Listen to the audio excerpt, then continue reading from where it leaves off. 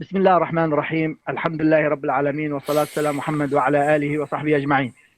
السلام عليكم ورحمة الله وبركاته. أسعد الله أوقاتكم في كل مكان.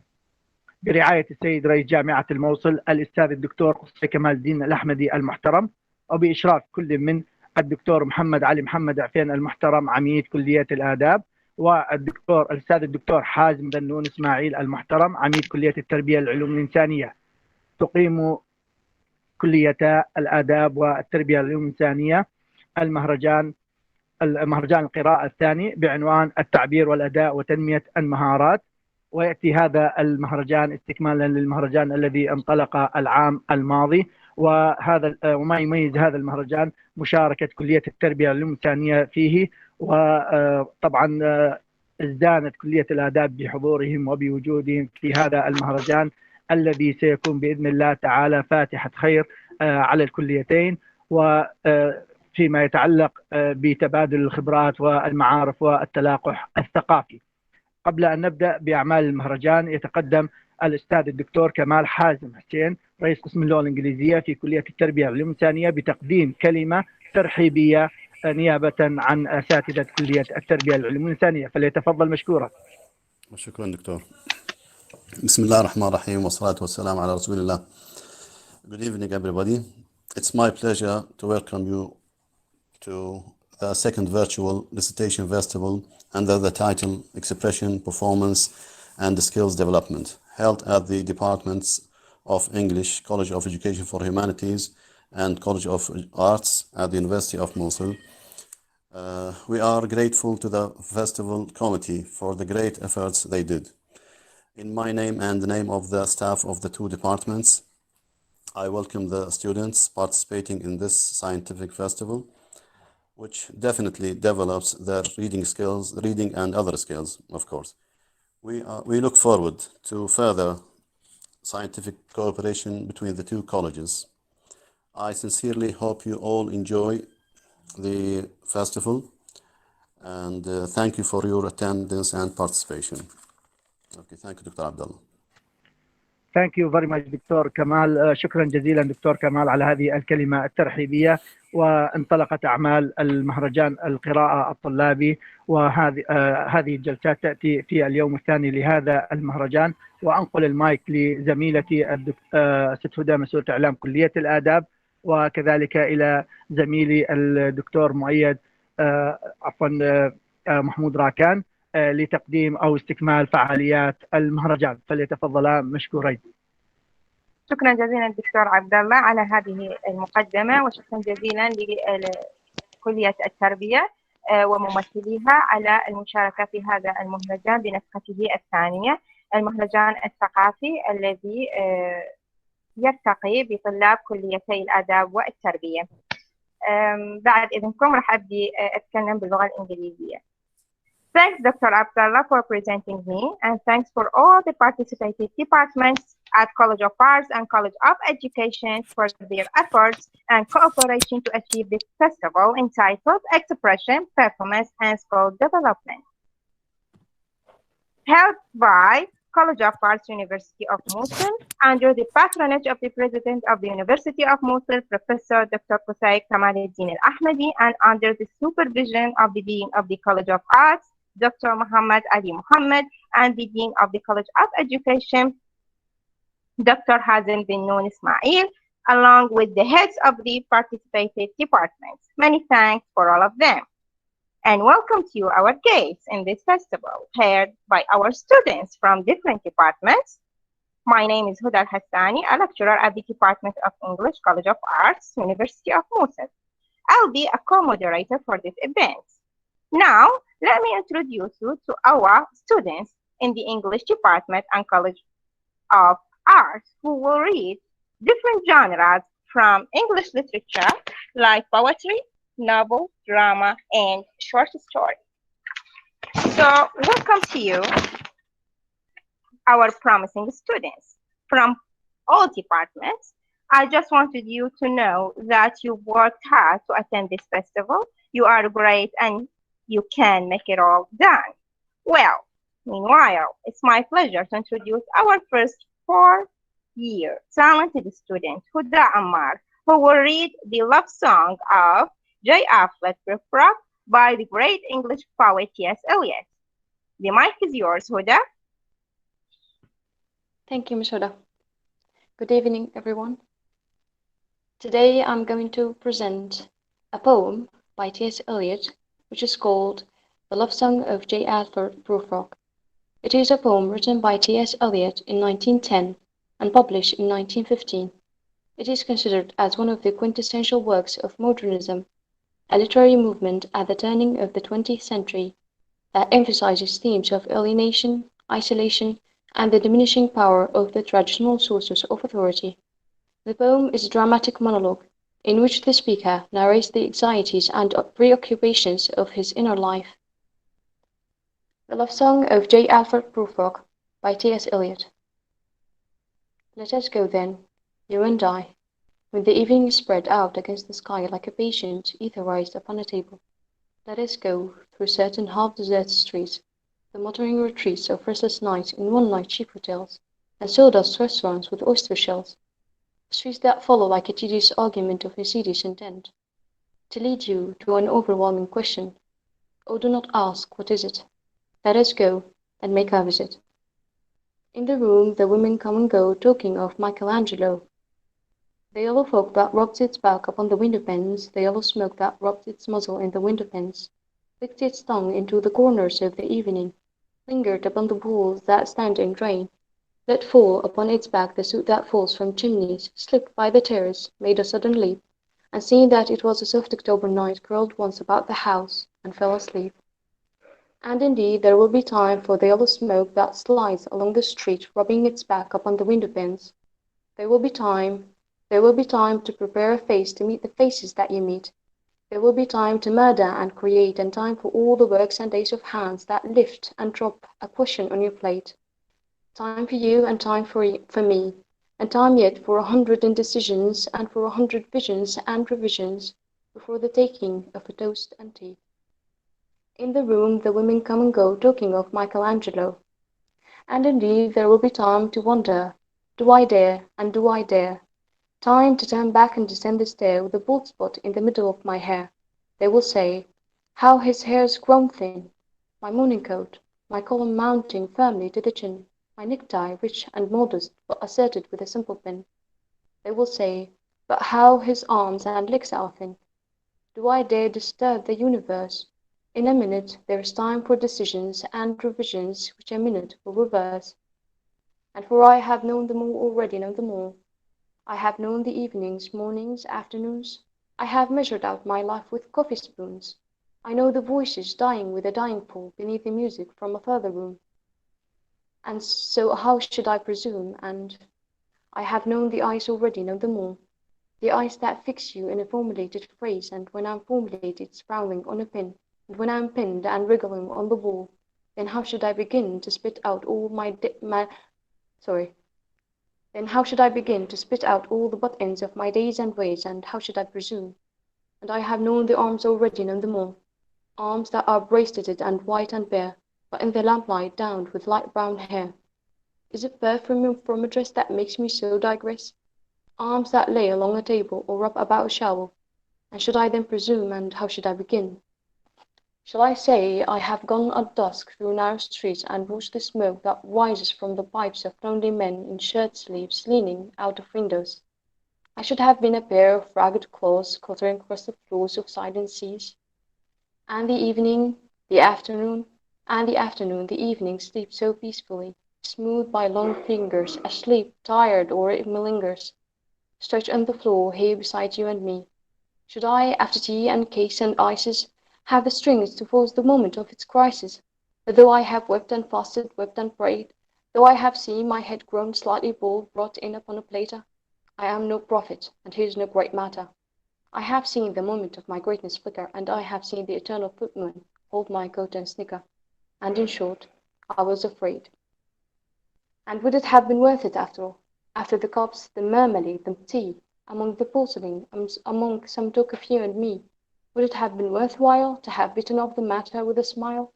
To have squeezed the universe into a ball, to roll it towards some overwhelming question, to say, I am Lazarus, come from the dead, come back to tell you all. I shall tell you all. If when settling a pillow by her head should say, that is not what I meant at all. And would it have been worth it after all?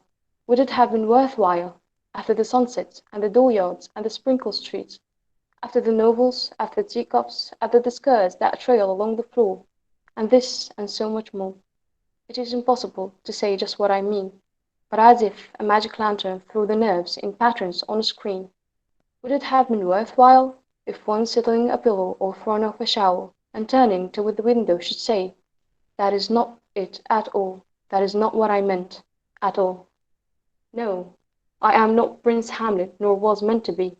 I'm an intended lord, one that will do to swallow progress, start a scene or two, advise the prince, no doubt, an easy tool, differential, glad to be of use, politic, cautious and meticulous, full of high sentence, but a bit obtuse, at times indeed, almost ridiculous, almost at times, the fool. I grow old, I grow old. I shall wear the buttons of my trousers rolled. Shall I part my hair behind? Do I dare to eat a peach? I shall wear the white flannel trousers and walk upon the beach. I have heard the mermaids singing each to each. I do not think they will sing to me. I have seen them riding seaward on the waves, combing the white hair of the waves blown back when the wind blows the water white and black. We have lingered in the chambers of the sea by seagulls wreathed and seaweed, with seaweed red and brown, till human voices wake us, and we drown. Thank you. Thank you very much, Huda. Well done. That was amazing. Now, after listening to Huda, I shall move on to the third-year amazing student, Nabil Ammar, who is going to read to you Paws of Pygmalion, a play by the English dramatist George Bernaccio. The floor is yours, Nabil. Yes, thank you, Mr. I'm Nabil from English Department Stage. The play Pygmalion, the play written by George Bernaccio. It tells the story of transformation of a young girl's life. The theme of Pygmalion is on social class and manners. The idea is found throughout the book. Bernaccio starts by showing the differences between the classes during the time period. Then he is going to show the reader how people of different classes interacted. So I'll start reading the play.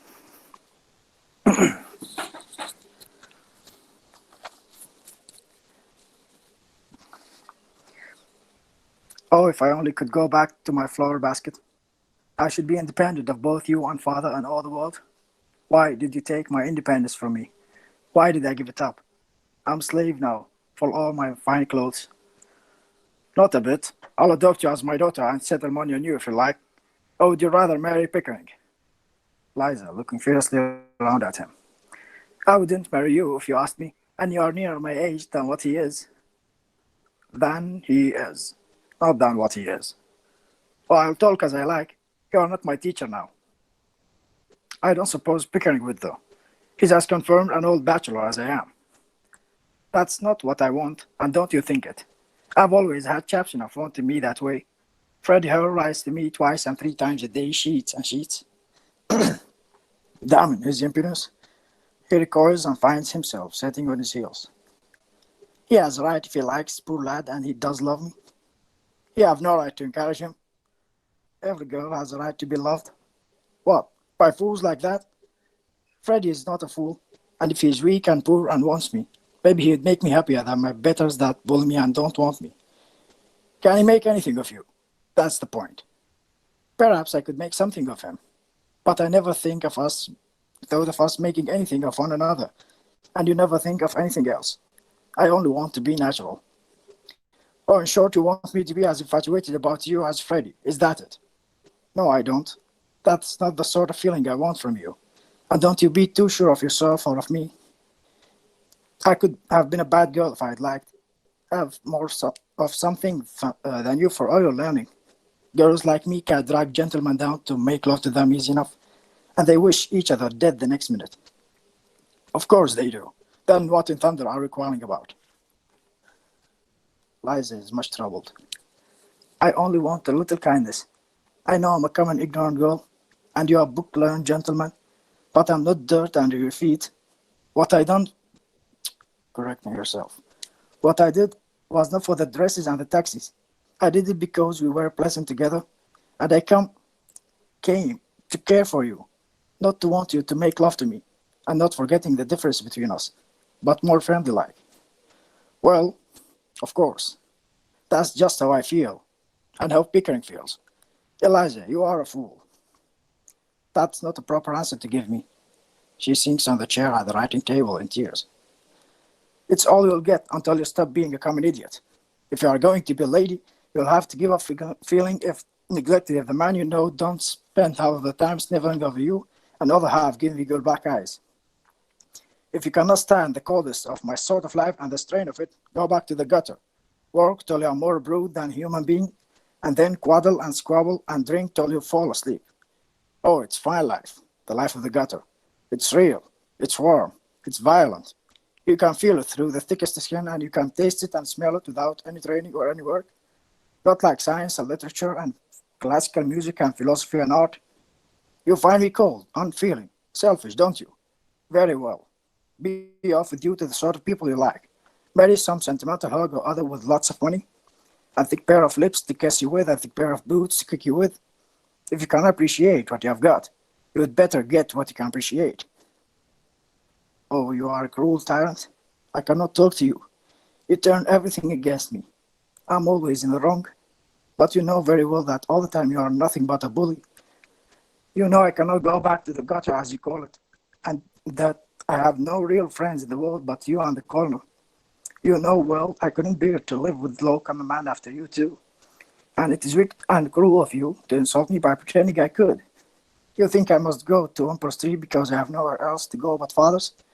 But don't be too sure of yourself, too sure that you have me under your feet, to be trampled and to be trampled down and talked down. I will marry Freddie. I will, as soon as he's able to support me. Thank you. Well, thank you very much, Nabil. That was so wonderful. Reading to Eliot and show. Now, the turn will be for the well-known English writer Oscar Wilde with his short story, The Nightingale and the Rose, that will be read by our keen second-year student, Zainab Osama. You can start, Zainab. The mic is yours. Good evening, ladies and gentlemen. Today, I'm going to read for the poet and the playwright Oscar Wilde. At university, Wilde read great. He demonstrated himself to be an exceptional classicist, first at Trinity College Dublin, then at Oxford. He became associated with the emerging philosophy of aestheticism. He's best remembered for his epigrams and plays. His novel, The Picture of Dorian Gray, and early death from the meningitis at age 46. Wilde published The Happy Prince and Other Tales in 1888, which is a collection of 5 stories for children. The Nightingale and the Rose is the story that I'm going to share with you today. When the moon shone in the heavens, the nightingale flew to the rose tree and set her breast against the thorn. All night long she sang, with her breast against the thorn, and the cold crystal moon leaned down and listened. All night long she sang, and the thorn went deeper and deeper into her breast, and her life blood ebbed away from her. She sang first of the birth of love in the heart of a boy and a girl, and on the topmost spray of the rosy tree, there blossomed a marvelous rose. Petal followed petal. A song followed song.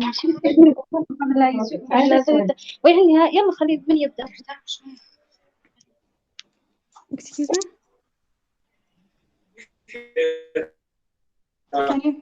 Can you hear me?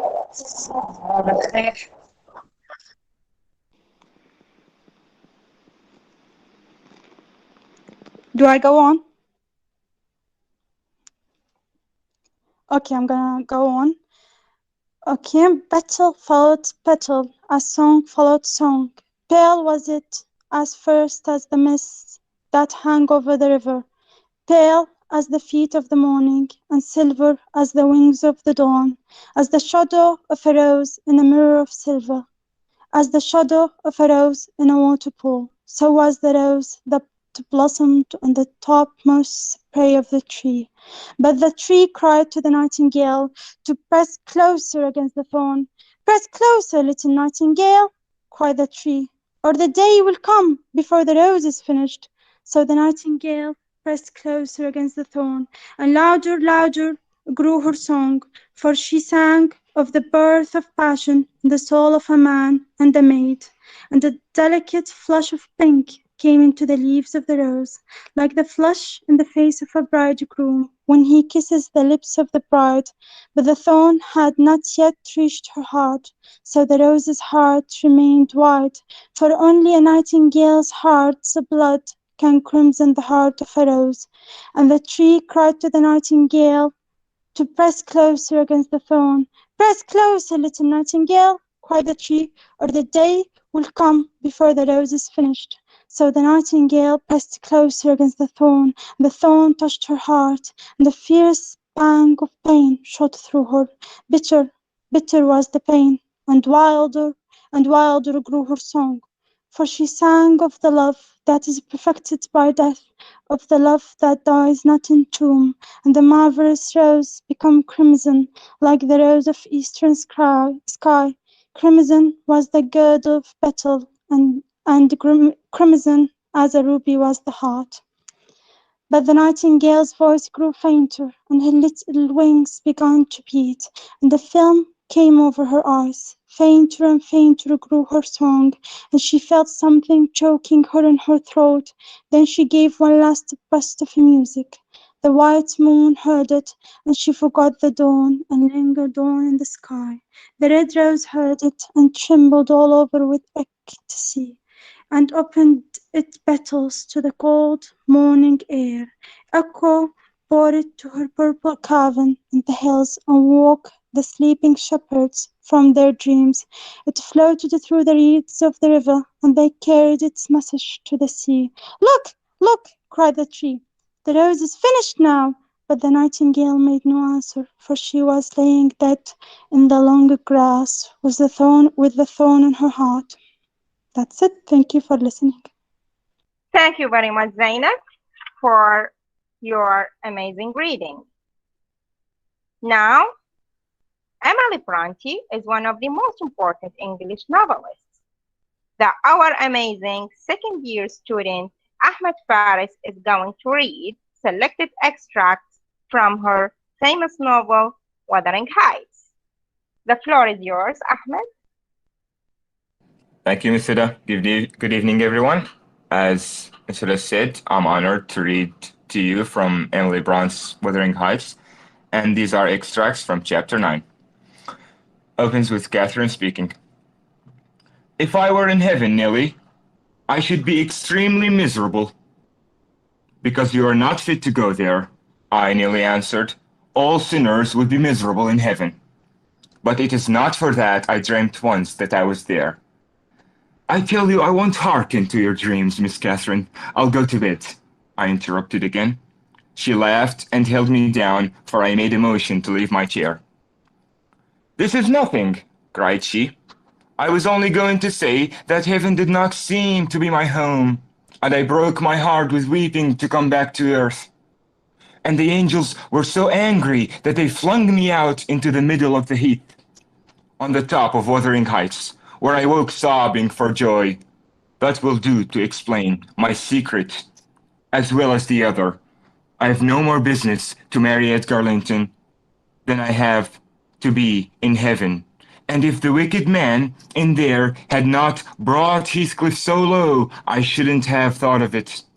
It would degrade me to marry Heathcliff now.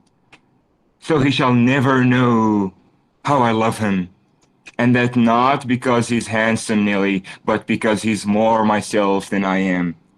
Whatever our souls are made of, his and mine are the same, and Linton's is as different as a moonbeam from lightning or frost from fire. Ere the speech ended, and I became sensible of Heathcliff's presence. Having noticed a slight movement, I turned my head and saw him rise from the bench, and steal out noiselessly. He had listened till he heard Catherine say it would degrade her to marry him, and then he stayed to hear no further. My companion, sitting on the ground, was prevented by the back of the settle from the remarking his presence or departure. But I started and bade her hush. "Why?" she asked, gazing nervously around. "Joseph is here," I answered, catching opportunely the roll of his cartwheels up the road. "And Heathcliff will come in with him. I'm not sure whether we're not at the door this moment." "Oh, he wouldn't overhear me at the door," said she. "Give me Hareton while you get the supper, and when it is ready, ask me to sup with you. I want to cheat my uncomfortable conscience, and be convinced that Heathcliff has no notion of these things. He has not, has he? He does not know what being in love is." "I see no reason that he should not know, as well as you," I returned. "And if you are his choice, he'll be the most unfortunate creature that ever was born. As soon as you become Mrs. Linton, he loses a friend and love and all. Have you considered how you'll bear the separation? And how he'll bear to be quite deserted in the world because Miss Catherine—" "He's quite deserted. We separated," she exclaimed with an accent of indignation. "Who is to separate us? Pray, they'll meet the fate of Milo, not as long as I live. For no mortal creature, every Linton on the face of earth might melt into nothing before I could consent to forsake Heathcliff." "Oh, that's not what I intend. That's not what I mean. I shouldn't be Mrs. Linton were such a price demanded. He'll be as much to me as he has been all his lifetime. Edgar must shake off his antipathy and tolerate him at least. He will when he learns my true feelings towards him. Nelly, I see now, you think me a selfish wretch, but did it ever strike you that if Heathcliff and I married, we should be beggars, wearies? If I marry Linton, I can aid Heathcliff to rise and place him out of my brother's power." "With your husband's money, Miss Catherine?" I asked. "You'll find him not so playable as you calculate upon. And though I'm hardly a judge, I think that's the worst motive you've given yet for being the wife of young Linton." "It is not," retorted she. "It is the best. The others were the satisfaction of my whims, and for Edgar's sake too, to satisfy him, this is for the sake of one who comprehends in his person my feelings to Edgar and myself. I cannot express it, but surely you and everybody have a notion that there is or there should be an extent of yours beyond you. What were the use of my creation if I were entirely contained here? My great miseries in this world have been Heathcliff's miseries, and I watched and felt each from the beginning. My great thought in living is himself, and if all else perished and he remained, I should still continue to be. And if all else remained and he were annihilated, the universe would turn to a mighty stranger. I should not seem a part of it. My love for Linton is like the foliage in the woods. Time would change it, and I'm well aware as winter changes the tree. My love for Heathcliff resembles the eternal rocks beneath, a source of little visible delight, but necessary nearly. I'm Heathcliff. He's always, always in my mind, not as a pleasure any more than I am always a pleasure to myself, but as my own being. So don't talk of our separation again. It is impracticable. And she paused and hid her face in the folds of my gown. But I jerked it forcibly away. I was out of patience with her fully. "If I can make any sense of your nonsense, miss," I said, It only goes to convince me that you are ignorant of the duties you undertake in marrying, or else that you are a wicked, unprincipled girl. But trouble me with more secrets, I'll not promise to keep them. And thank you for listening. Thank you very much, Ahmed, for this outstanding reading and expressing. Now, again, getting back to the first year student, Rahma, who will read from Lord of the Rings by John Ronald Reuel Tackling. The mic is yours, Rahma. You can begin. Well, hello everyone. My name is Rahma Muhammad. I'm a freshman in English department from the College of Arts, and I'm gonna tell you a story about a friendship. It's based on the Lord of the Rings novel. Frodo and Sam are best friends. They spend their time together in the Shire, but one day Frodo had to go on a dangerous journey to damage the ring in Mordor. The company of his friends, Sam, Boromir, Merry, and Pippin. During the journey, they were attacked by the orcs, and Boromir got killed. So Frodo freaked out and ran away in a boat, because he thought the rest of his friends might get hurt. Sam followed him because he wanted to accompany him to Mordor, so he threw himself into the river to reach Frodo, though he didn't know how to swim, so he almost drowned, but Frodo saved him. It would be the death of you to come with me, Sam, and I couldn't have borne that, not as certain as being left behind. But I'm going to Mordor.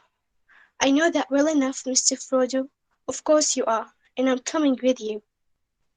I made a promise, Mr. Frodo. A promise. Don't leave him, Samwise Gamgee, and I don't mean to. Sam didn't even think that he is going with Frodo to the most dangerous place. And also he threw himself in the river, though he didn't know how to swim. In my opinion, I think that if you have such a real friends, they will never give up on you or let you live the hardest days of your life alone, no matter what. When Frodo got tired, I couldn't carry the ring anymore because of the spider's attack, his injuries, and the lack of food. Sam wanted to help Frodo by carrying the ring, but Frodo refused, since he was afraid that the ring would be influence Sam. Knowing this fact, Sam carried the exhausted Frodo on his back through their way to Mordor. I can't carry the ring, but I can carry you. When Frodo damaged the ring, the volcano erupted, and the lava was everywhere. Around the two friends who realized that they are about to die, this was the most emotional moment when Frodo said, I'm glad to be with you, Samwise Gamgee, here, at the end of everything. At this critical minute, Sam looked at Frodo's eyes with a love-caring look, and thought the eyes happy to share the death fate with his best friend. So if you have a real friend, even the darkest places in the world would be the brightest ones with them. When evil was finally defeated and left the Middle Earth forever, everyone returned back to their homes, and some got married and had children.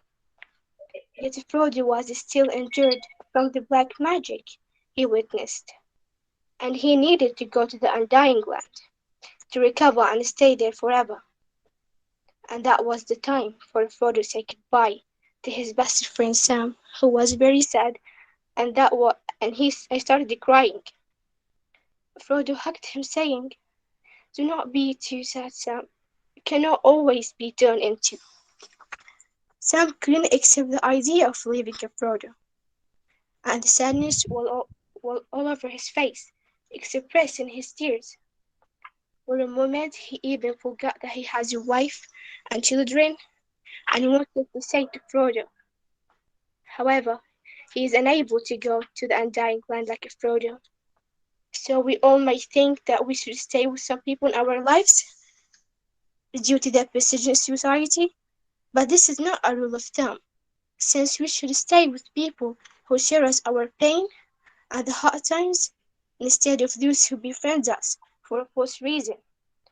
The point is, you should be a friend friends with who always prefers you over herself or himself, no matter how you are and what you're doing. And thanks, this is all.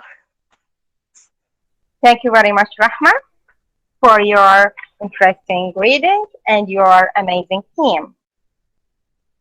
To end, our first year astonishing student, Wadak Isa, is going to read parts from the one-act play Riders to the Sea by John Millington Synge. The floor is yours, Wadak. You can start.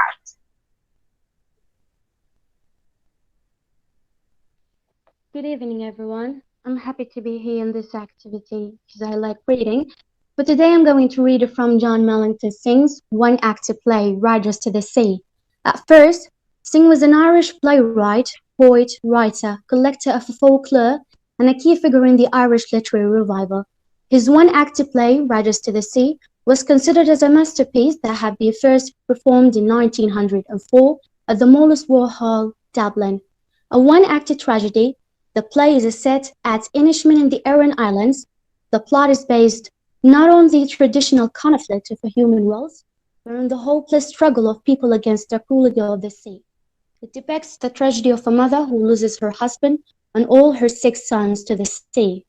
The main characters are Moira, an old woman, partly his son, Kathleen, her daughter, and Nora, a younger daughter, along with men and women. The setting is an island of the west of Ireland cottage kitchen. Now, as a mother, Moira is the witness of many deaths in her family, and in spite of her extreme uninterrupted suffering, her faith in the Almighty never shakes. Moira passively bears the sufferings made on her by the monsters and violent sea.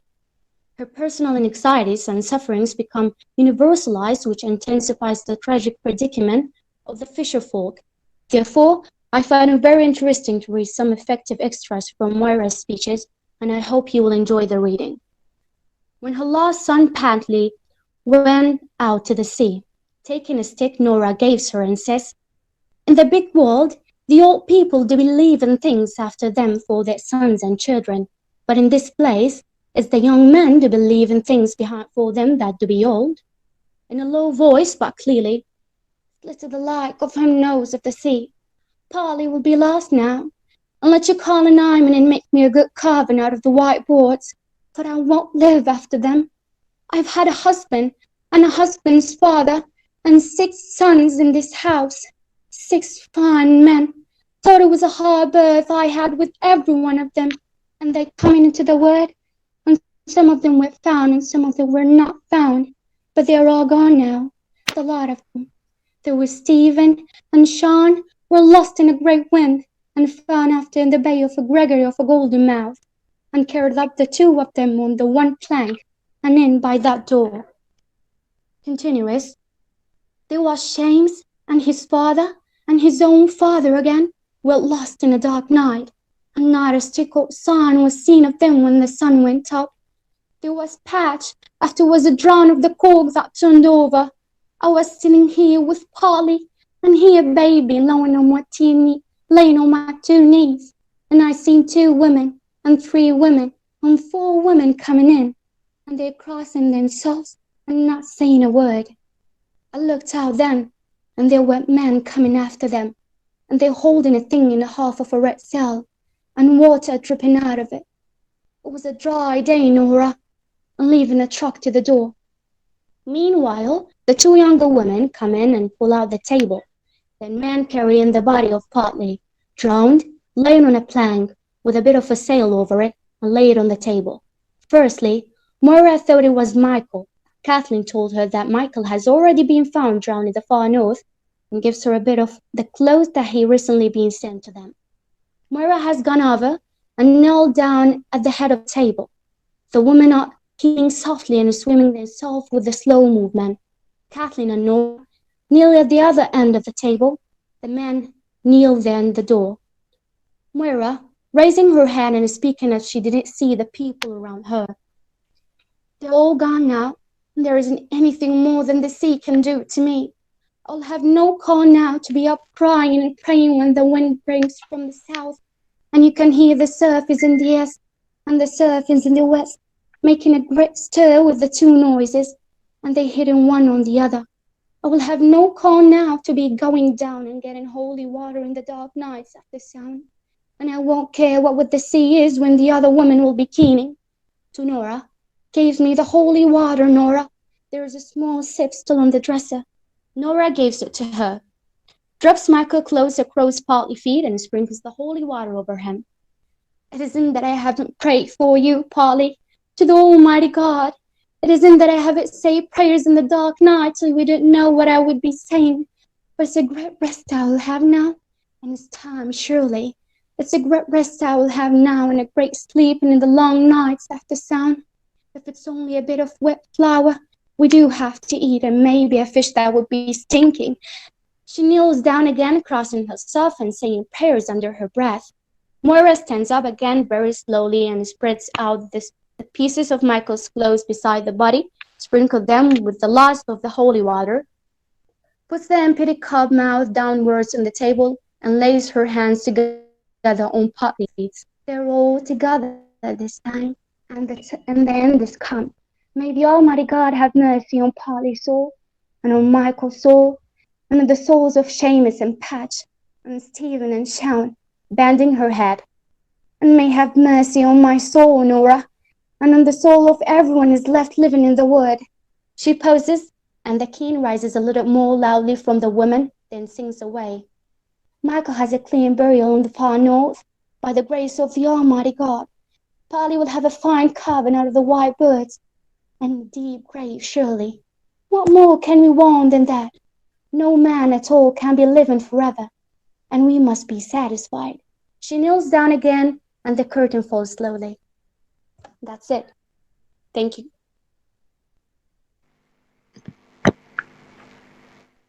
Thank you very much, Wada, for this effective reading. Here is the end of our students' reading. The mic is yours, Mr. Abdullah. Dr. Abdullah. شكرا Thank you very شكرا much. جزيلا شكرا جزيلا دكتور. شكرا جزيلا ستودع على هذا التدريب الممتاز وهذا الإلقاء الممتاز والرائع من طلبة قسم اللغة الإنجليزية في كلية الآداب